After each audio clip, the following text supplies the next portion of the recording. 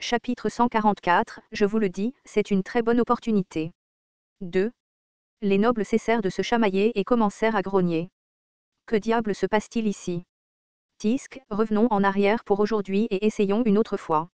Hag, comme on s'y attend de ces ploucs du Nord, aucune manière. Aucune du tout. Si ce n'était pas pour le marquis de Brentford. Les mêmes personnes qui brandissaient des épées devant la boutique de quelqu'un d'autre parlaient maintenant solennellement de bonne manière, comme si de rien n'était. Après un certain temps, la plupart de la foule se dispersa. Les portes étant bien fermées et aucune conversation à avoir, ils n'avaient pas d'autre choix. Alors que le silence se faisait plus grand dehors, Guillain demanda doucement à Claude. Sont-ils tous partis? Pour la plupart, oui. Mais que comptez-vous faire maintenant? Si nous rouvrons, cela ne fera qu'entraîner un autre désordre. Il faut s'assurer que ça ne tourne pas au chaos. Comment, exactement? Il faut trouver un représentant. Dans l'état actuel des choses, il vaut mieux tout vendre rapidement et passer à autre chose. Il n'y avait aucune chance qu'il reste attaché à la capitale pour toujours. Sa décision prise, Guillain avança résolument. Claude se précipita derrière lui en lui demandant « Tu n'as pas dit que ce serait un gâchis de laisser ça à quelqu'un d'autre? Ce chaos n'est que le début. Les choses ne vont-elles pas se calmer dans quelques jours? Combien de temps cela va-t-il prendre? À moins que nous n'installions des succursales et que nous ne gérions l'approvisionnement sur tous les territoires du royaume, les gens continueront d'affluer ici. Les soi-disant guildes marchandes célèbres de chaque région ont déjà commencé à venir. Ça va être difficile de revenir au domaine tout de suite. Oui, je ne pourrai pas bouger tant que le stock ne sera pas complètement épuisé. Guillain avait estimé le montant en se basant sur la popularité qu'il avait vue dans sa vie précédente. Au départ, il avait prévu d'adopter une stratégie de luxe, de ne vendre qu'à quelques nobles fortunés et d'élargir progressivement les canaux de vente. En contrôlant la demande à un rythme raisonnable, il comptait s'assurer une source de revenus stable. Cependant, le bouchac sans grave-oreille s'est répandu plus rapidement qu'il ne l'avait prévu après avoir soigné Razolon. Mais peu importe la réussite de l'entreprise, il ne pouvait pas se permettre de passer à côté de choses plus importantes. Il était frustrant de devoir partager ne serait-ce qu'une petite partie des bénéfices, mais dans cette situation, il valait mieux nommer un représentant. Claude, comprenant dans une certaine mesure les pensées de Guillain, déclara d'un air résolu, « Alors je vais rester et m'occuper des choses d'une manière ou d'une autre. Monseigneur, vous devriez simplement retourner au domaine. Si on vous laisse seul, vous allez vous relâcher, n'est-ce pas? Vous voulez mourir. Je suis désolé. » L'ambition cachée de Claude fut bloquée par la position inflexible de Guillain. Alors à qui pensez-vous confier cela? H.M. Le représentant devait être suffisamment puissant pour gérer même les nobles et compétents dans la gestion du travail. Il n'y avait pas beaucoup d'options. La comtesse Aylesbury ne serait pas un mauvais choix, mais comme je suis déjà lié à la famille Brentford en tant que mécène, il serait préférable de leur laisser le soin de s'en occuper. Avec un comportement décontracté, Guillain se dirigea vers le manoir du marquis de Brentford. La visite soudaine laissa le marquis de Brentford se presser les tempes, essayant de réprimer un mal de tête. Il ne passe pas seulement chez un ami. Cachant ses pensées intérieures, le marquis garda son visage inexpressif habituel et demanda « Qu'est-ce qu'il y a? Je suis ici pour vous annoncer une bonne nouvelle. » C'était une phrase typiquement utilisée par les escrocs. Le marquis plissa les yeux, évaluant Guillain de la tête aux pieds. Guillain, cependant, rencontra son regard avec confiance, sans la moindre hésitation. Continuez. Je suis sûr que vous êtes au courant de la popularité croissante de nos cosmétiques. Et alors? Nous aimerions que la famille Brentford prenne en charge la vente de ces cosmétiques en notre nom. Le marquis ne prit pas la peine de cacher sa confusion et demanda à nouveau, ils se vendent bien. Pourquoi voudriez-vous les céder? Il y a trop de clients pour que notre main-d'œuvre actuelle puisse les gérer. Nous vous offrirons 10% des bénéfices des ventes et en échange, nous aimerions un investissement de 300 000 pièces d'or. Le marquis resta bouche bée d'incrédulité. 300 000 pièces d'or, c'était une fortune, assez pour acheter un petit domaine. Pour réunir une somme aussi colossale avec autant de désinvolture. Bien que les cosmétiques soient incroyablement populaires, échanger seulement 10% des actions contre 300 000 pièces d'or était absurde. Ce gamin pense-t-il que je suis une personne facile à gérer simplement parce que je lui ai rendu quelques services? Cela faisait longtemps que le marquis n'avait pas ressenti un tel niveau d'agitation. Il fronça les sourcils en répondant « Non ». Le rejet rapide et ferme fit hocher la tête à la fois Belinda et Claude, qui avaient accompagné Guillain. Le jeune seigneur est allé trop loin cette fois. 300 000 pièces d'or. Ce genre d'argent durerait des décennies. Ah, pourquoi notre seigneur pense-t-il toujours à une si grande échelle? Croyait-il vraiment que cela fonctionnerait? Même un imbécile n'accepterait pas un tel accord. Alors que l'atmosphère commençait à devenir gênante, Razolon, qui se considérait fièrement comme la mécène de Guillain, intervint. Père, je couvrirai la moitié de l'investissement. S'il vous plaît, acceptez-le. C'est une très belle opportunité.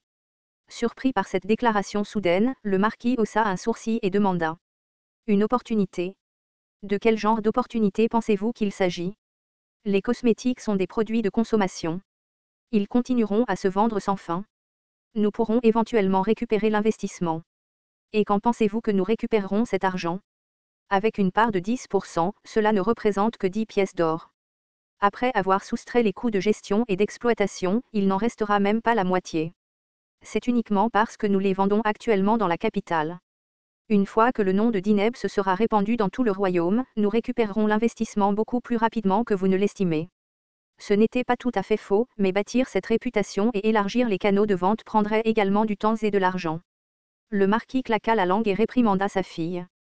Tu crois que c'est aussi facile que ça en a l'air? Vendre dans la capitale et ouvrir des succursales dans tout le royaume sont des choses complètement différentes. Je m'occuperai de la gestion moi-même. La déclaration confiante de Razolon fit s'arrêter un instant le marquis de Brentford. Et toi, Razolon? Si tu me laisses faire, je m'assurerai que nous récupérions le capital sans problème. Si ce type ne parvient pas à fournir les marchandises correctement, nous subirons une énorme perte. À cela, Guillain, qui avait écouté tranquillement, sourit et parla avec assurance. Allez, si les produits se vendent bien, c'est bon pour moi aussi. Tu penses vraiment que je vais tout gâcher? Il n'y a pas besoin de s'inquiéter autant. Razolon le soutint avec empressement. C'est vrai. Le baron Fenry n'est pas du genre à faire ça. Tu l'as vu de tes propres yeux jusqu'à présent, n'est-ce pas? Guillain avait essayé de garder ses distances avec Razolon, mais si elle allait le soutenir activement de cette façon, la situation a changé. De toute façon, je prévoyais de créer progressivement des succursales lorsque j'aurai les ressources plus tard. Si Miss Razolon m'aide, cela établira rapidement une base. Ce serait également un grand avantage pour la famille Brentford. Avec la détermination des deux, le marquis de Brentford était un peu troublé et fit un pas en arrière. Qu'il recule ou non, Razolon continua de manière encore plus affirmée. C'est aussi une opportunité d'accroître l'influence de notre famille. Cela signifierait que chaque noble qui veut ce produit ne peut l'obtenir que par notre intermédiaire. Elle avait raison. Monopoliser un produit est une forme de pouvoir. Particulièrement si le produit est devenu un succès sensationnel, le pouvoir qui en découle augmente proportionnellement. Le marquis de Brentford, momentanément convaincu par le côté raisonnable de cette proposition, secoua vigoureusement la tête. Non, non. Cela n'a aucun sens de dépenser 300 000 pièces d'or et de se charger de ce travail juste pour obtenir ce genre de profit. Je ne suis pas un imbécile. Il était tout à fait logique que si vous investissez, vous receviez une participation en retour. Mais faire le travail en plus, ce n'était pas différent de lui demander de travailler gratuitement. Quel genre d'investisseur accepterait une proposition aussi stupide? Sentant que le marquis était sur le point de refuser à nouveau, Razolon jeta un coup d'œil à Guillain et poursuivit rapidement. Pensée grecque. Imaginez des succursales réparties dans tout le royaume, avec la bannière de la famille Brentford flottant sur chacune d'elles. Ce ne serait pas une perte pour notre famille. Nous récupérerons le capital rapidement, et après cela, ce sera du pur profit. Laissez-moi m'en occuper. Voyant l'effort inhabituellement désespéré de Razolon pour le persuader, l'expression du marquis de Brentford devint suspicieuse. Pourquoi est-elle si proactive? Se pourrait-il qu'elle ait été émue par les bêtises que cet idiot a dites? Le marquis de Brentford, atteignant soudain une certaine pensée, la désigna du doigt et parla. Votre mariage n'est pas loin. Vous n'avez pas le luxe de commencer autre chose.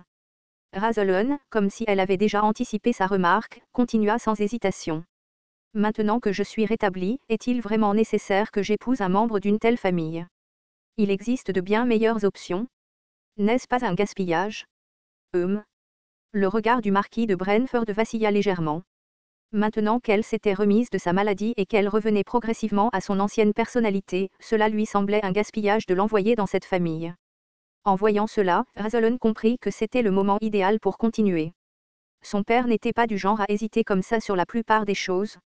J'ai déjà dirigé plusieurs organisations auparavant, donc je suis sûr de pouvoir gagner de l'argent. Vous le savez, père. Laissez-moi faire. Je veillerai à ce que vous ayez l'impression que 300 000 pièces d'or étaient une bonne affaire. Le marquis de Brentford ne pouvait pas réfuter les paroles de Razolon. En effet, le sens des affaires de Razalon surpassait le sien. Avant de tomber malade, elle avait dirigé plusieurs organisations simultanément sans une seule plainte et n'avait jamais subi de perte. C'était quelque chose qu'il pouvait lui confier. Cela semble plausible, mais quand même, quelque chose cloche. Le marquis de Brentford jeta un coup d'œil à Guillain. Depuis que ce type lui avait demandé de se porter garant, il ne pouvait se défaire du sentiment d'être utilisé. Guillain parla d'un air confiant. À long terme, c'est moi qui risque de perdre. Je le vends à bas prix maintenant parce que j'ai un besoin urgent d'argent et le gérer est un fardeau. Des opportunités comme celle-ci, elles ne se présentent pas souvent. C'était tout un talent, de prononcer des lignes dignes d'un escroc avec une telle audace. Le marquis de Brentford fronça légèrement les sourcils. Mais le montant n'est-il pas trop élevé? Père? Suis-je? Razalon ouvrit brusquement son éventail, se couvrant le visage avec tout en fixant le marquis de Brentford avec juste ses yeux. Pourquoi agis-tu si différemment? C'est une chance d'accroître l'influence de la famille et de gagner de l'argent. Tu connais mieux que quiconque la valeur de cette affaire. Que veux-tu dire par « hors de ton caractère » ? Est-ce que vendre des cosmétiques est censé être mon truc maintenant? Le marquis de Brentford ressentit un étrange sentiment d'injustice. Pourquoi est-ce que j'écoute ça? Pourquoi est-ce que je vends soudainement des cosmétiques? Pourquoi suis-je censé lui donner de l'argent? En vérité, il savait que Razalon avait raison. C'était là le problème. Il savait que l'entreprise avait de la valeur, et c'est pourquoi il hésitait. C'était quelque chose qui valait la peine d'être fait, mais il ne comprenait pas pourquoi cela lui retournait l'estomac. Le marquis de Brentford serra sa tête lancinante et ferma les yeux. Depuis que Guillain était apparu, tout semblait aller de travers. Il avait demandé à devenir son tuteur et, sous ce prétexte, avait siphonné tout le soutien. Maintenant, il voulait qu'il vende des cosmétiques en son nom et, en retour, qu'il crache les fonds. Ah, maintenant je comprends pourquoi je me sens mal. En y réfléchissant bien, ce type obtenait tout ce qu'il voulait.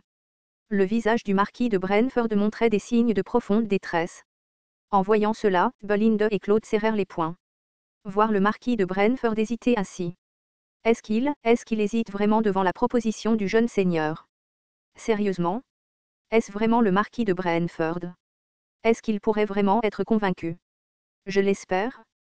Ce serait formidable. Cela nous ferait moins de travail. S'il vous plaît, s'il vous plaît. Alors que le marquis de Brentford se débattait avec sa décision, incapable de parvenir à une conclusion, Guillain décida de sortir son atout.